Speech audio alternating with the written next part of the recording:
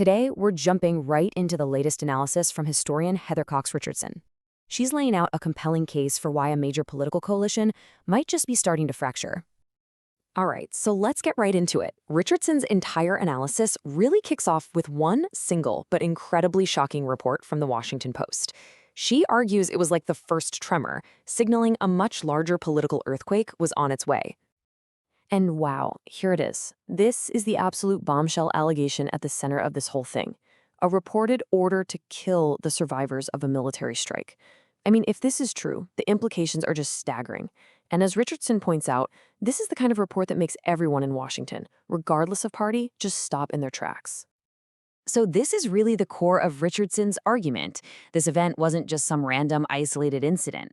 She sees it as the catalyst, the flashpoint, that suddenly lit up all these deep, growing cracks that were already forming in the president's political coalition. So where did these cracks first start to show? Well, it happened almost right away.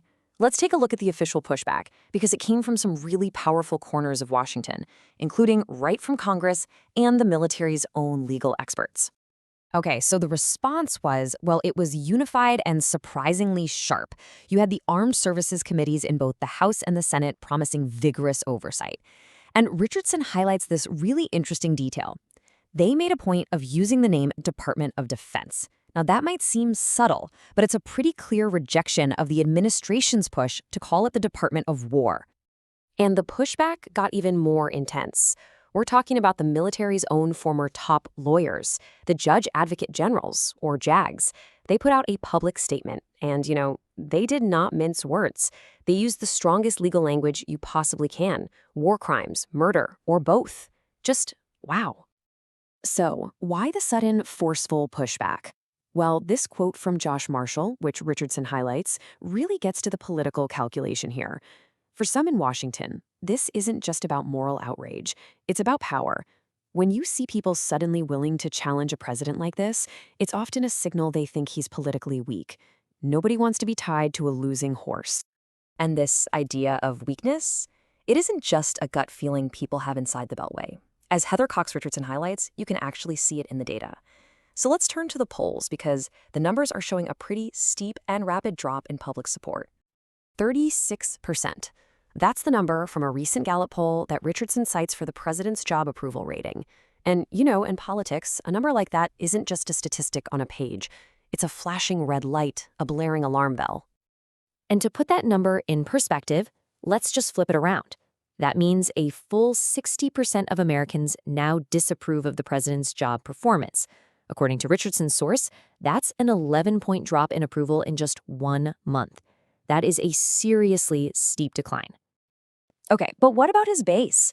Richardson's analysis digs into that too and finds a crack right there in the foundation. Get this. While 55% of his 2024 voters call themselves MAGA, a pretty huge chunk, 38%, do not. This suggests the base isn't the solid, unified bloc that people might think it is.